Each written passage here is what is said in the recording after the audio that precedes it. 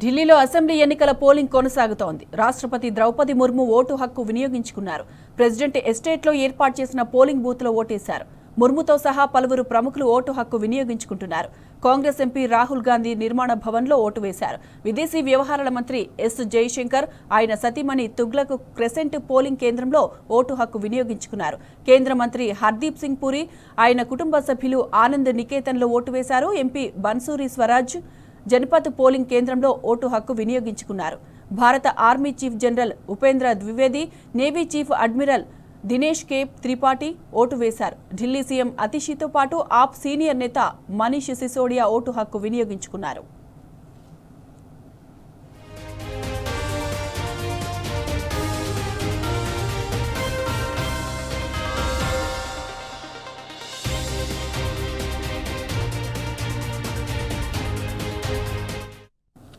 ఇక ఇదే అంశానికి సంబంధించిన పూర్తి డీటెయిల్స్ మా ప్రతినిధి లివిల్ లైవ్ లో అందిస్తారు. లివిల్, గుడ్ మార్నింగ్. లివిల్ చెప్పండి, ఢిల్లీలో ఇప్పటికే ఓన్లీ 8% పోలింగ్ నమోదైనట్లు తెలుస్తోంది. అప్డేట్స్ ఏంటి లివిల్? ఎందుకు ఇంత తక్కువ నమోదైంది? ఢిల్లీ అసెంబ్లీ ఎన్నికలకు ఉదయం 7 గంటలకు పోలింగ్ ప్రక్రియ ప్రారంభమైంది. పోలింగ్ ప్రక్రియ ప్రారంభమైనప్పటి నుంచి కూడా కొంత మందకోడిగా పోలింగ్ కొనసాగుతుంది.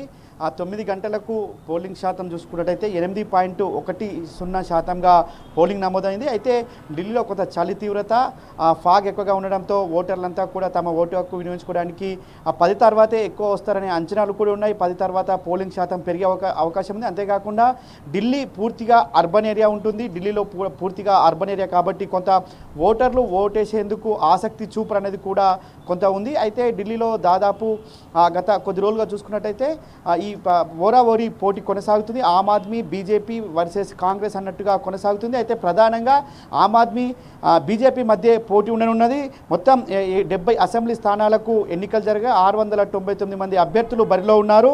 దాదాపు 1,50,00,000 మంది ఓటర్లు తమ ఓటు హక్కును వినియోగించుకోనున్నారు. దీనికి సంబంధించి 13,376 పోలింగ్ కేంద్రాలు ఏర్పాటు చేశారు. ఒక్కో పోలింగ్ కేంద్రానికి 1,191 మంది ఓటర్లను ఉండేలా ఈ పోలింగ్ కేంద్రాలను ఏర్పాటు చేశారు. ఇందులో ప్రధానంగా మహిళలకు సంబంధించి ప్రత్యేకంగా 70 ఉమెన్ పోలింగ్ కేంద్రాలు కూడా ఈసారి ఢిల్లీలో ఏర్పాటు చేశారు. అంతేకాకుండా 210 మోడల్ పోలింగ్ కేంద్రాలు ఏర్పాటు చేసి మోడల్ పోలింగ్ కేంద్రంలో ప్రత్యేకంగా ఆకర్షణీయంగా ఓటర్లను ఆకట్టుకునే విధంగా ఈ మోడల్ పోలింగ్ కేంద్రాలను ఏర్పాటు చేశారు. ఇందులో కూడా ప్రత్యేక వసతులు ఏర్పాటు చేశారు. అయితే దాదాపు ఈసారి చూసుకున్నట్టయితే 18 నుంచి 19 సంవత్సరాల వయసు నిండిన ఓటర్లు, అంటే వీరంతా కూడా న్యూ ఓటర్స్, యంగ్ ఓటర్స్ అనొచ్చు. వీళ్ళని 2,08,000 మంది ఓటర్స్ ఉన్నారు. ఇటు పీడబ్ల్యూ ఓటర్లు 79,436 మంది ఓటర్లు తమ ఓటు హక్కు వినియోగించుకున్నారు.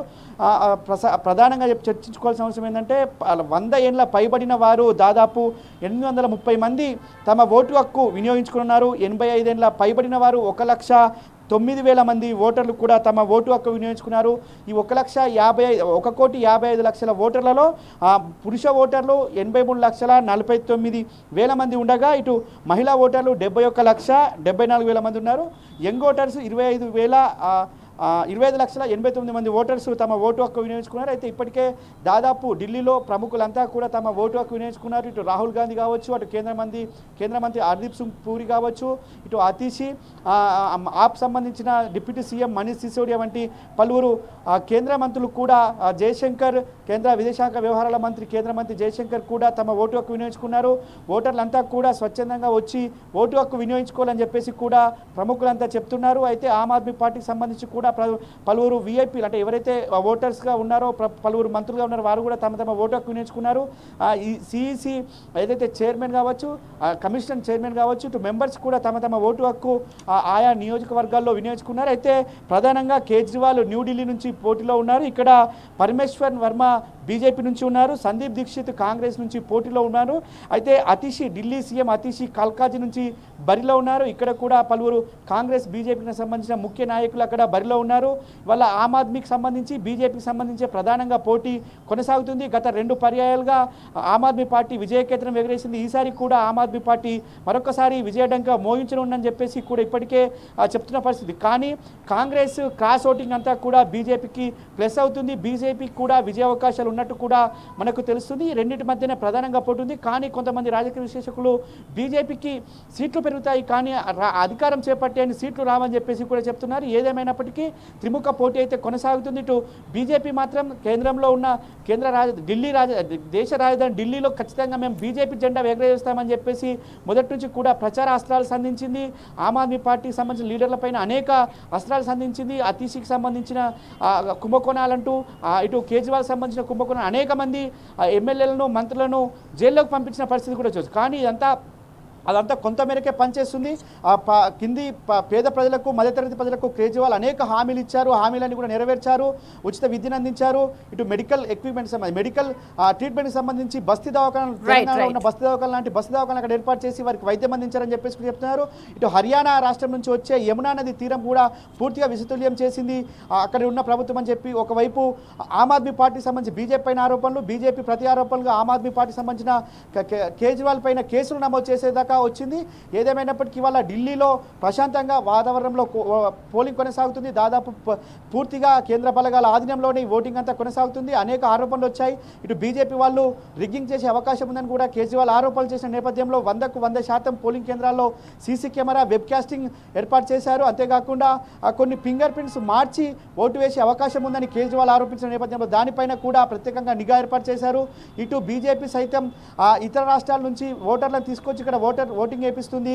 అక్కడ వారికి ఓటర్ అంతా కూడా ఓటింగ్ నమోదు చేపించింది ఆమ్ ఆద్మీ పార్టీ అని చెప్పేసి కూడా బీజేపీ ఆరోపించిన నేపథ్యంలో అట్లాంటి ప్రక్రియ ఎలాంటి ఇబ్బందులు ఎలాంటి అవాంఛనీయ సంఘటన జరగకుండా పకడ్బందీ ఏర్పాటు చేశారు. పకడ్బందీ ఏర్పాట్ల నడుమ పారదర్శకంగా ఎన్నికల నిర్వహణ అయితే కొనసాగుతుంది. ఉదయం 7 గంటల నుంచి సాయంత్రం 6 గంటల వరకు కూడా ఈ పోలింగ్ కొనసాగనుంది.